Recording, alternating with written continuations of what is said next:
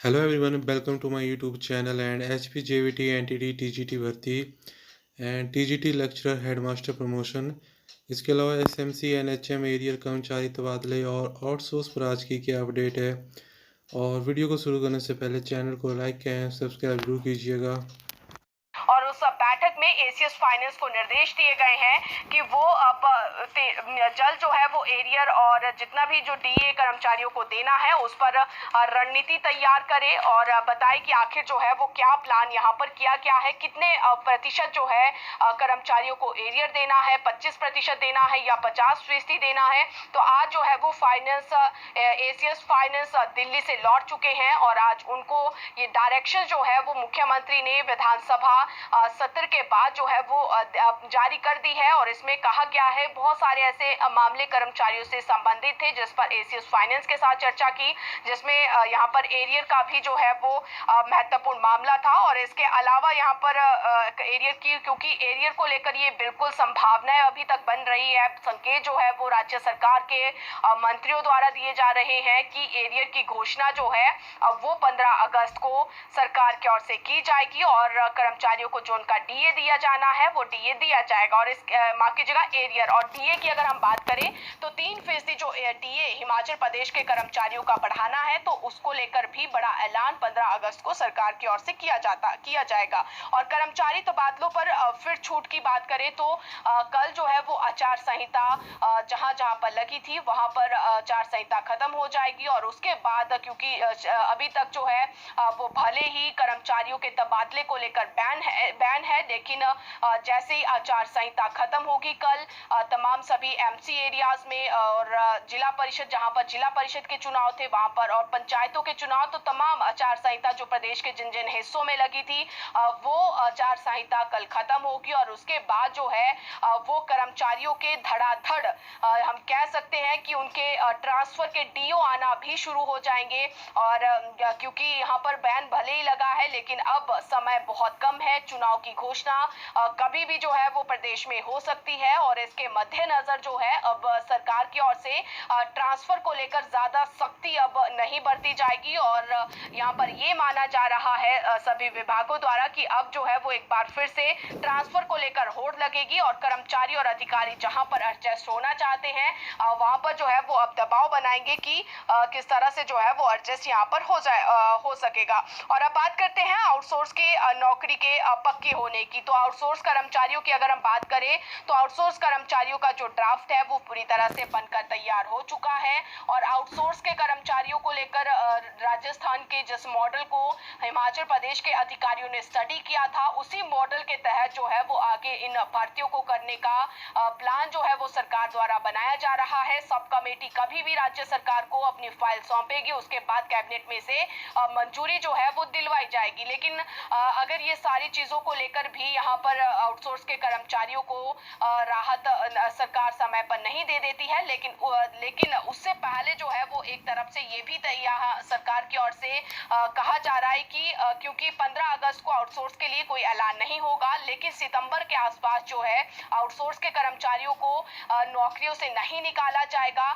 ये सारी चीजें जो है वो सरकार ऐलान करने की तैयारी कर रही है कि जैसे ही चुनाव नजदीक आएंगे वैसे ही आउटसोर्स के कर्मचारियों को बड़ी राहत दी जाएगी। और आउटसोर्स के कर्मचारी जिस तरह से एसएमसी टीचर्स के लिए सरकार ने ये ऐलान किया था कि एसएमसी को स्कूलों से नहीं निकाला जाएगा, उनकी नौकरी को जो है वो पक्का किया गया था, उसी तरह से जो है वो आउटसोर्स के कर्मचारियों को पॉलिसी ना बना के बल्कि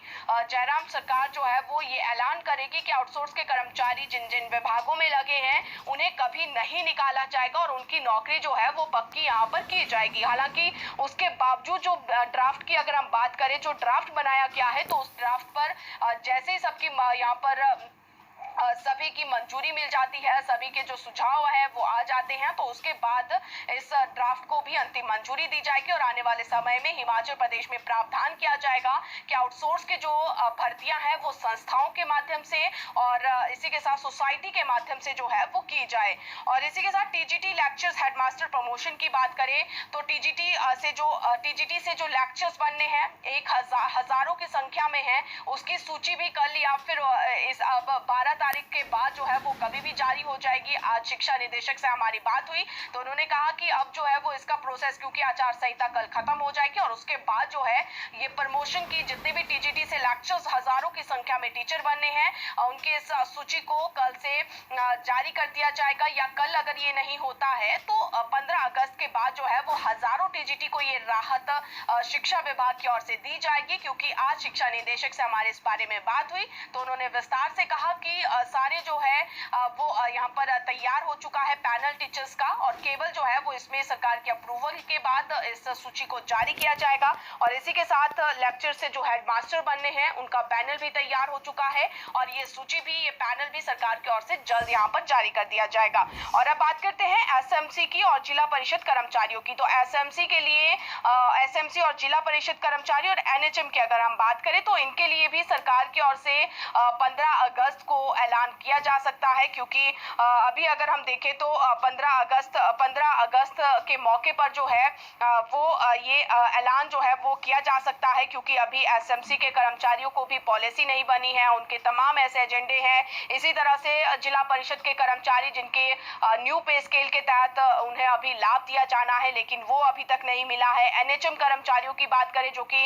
वेतन विसंगतियों का मामला सरकार के सामने रख चुके हैं और स्वास्थ्य विभाग में पॉलिसी बनाने की डिमांड भी ये कर्मचारी कर चुके हैं और इनके लिए भी 15 अगस्त को लेकर जो है वो ऐलान हो सकता है। लेकिन यहाँ पर फाइनेंस द्वारा ये भी कहा जा रहा है और तमाम जो कार्मिक विभाग के अधिकारी है कि अगर 15 अगस्त को एनएचएम, जिला परिषद और एसएमसी के लिए कोई ऐलान सरकार नहीं करती है तो इनका मुद्दा भी सितंबर तक जो है वो सरकार लटका सकती है और उस दौरान जो है वो इन्हें बड़ी राहत यहाँ पर दी जा सकती है। और एनटीटी, जेबीटी, टीजीटी को लेकर हमने आपको बता दिया कि एनटीटी को लेकर ड्राफ्ट पूरी तरह से तैयार है और एनटीटी की भर्ती को लेकर अब क्योंकि शिक्षा सचिव भी दिल्ली से आ चुके हैं और कल जो है वो ये बैठक हो सकती है एनटीटी के मुद्दे को लेकर। और एनटीटी का जो प्रपोजल यहाँ पर बनाया जाएगा उस प्रपोजल को फाइनल रूप जो है वो सरकार